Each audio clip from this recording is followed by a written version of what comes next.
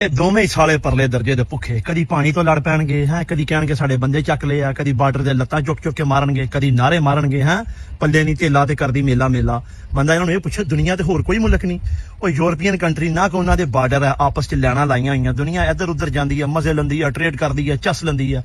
ਇਹ ਗਲਫ ਦੇ ਵਿੱਚ ਆ ਜੋ ਨਾਲ ਓਮਾਨ ਹੈ, ਇੱਧਰ ਬਹਿਰੀਨ ਸਊਦੀਆ ਲੋਕ ਆ ਜਾ ਰਹੇ ਆ, ਮਜ਼ੇ ਲੈ ਰਹੇ ਆ।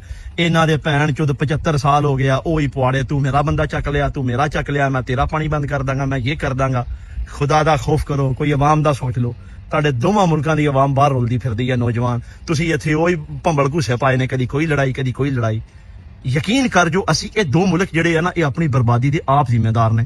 ਇਹਨਾਂ ਦੇ ਹੁਕਮਰਾਨ, ਇਹਨਾਂ ਦੇ ਸਿਆਸਤਦਾਨ, ਇਹਨਾਂ ਦੀ ਐਸਟੈਬਲਿਸ਼ਮੈਂਟ ਦੇ ਇਹ ਉਹ ਆਪੇ ਹੀ ਸਾਲੇ ਇੱਕ ਦੂਜੇ ਨਾਲ ਲੜਦੇ ਮਰਦੇ ਰਹਿੰਦੇ ਨੇ, ਨਾ ਕੋਈ ਇਹਨਾਂ ਨੂੰ ਆਵਾਮ ਦੀ ਪਰਵਾਹ।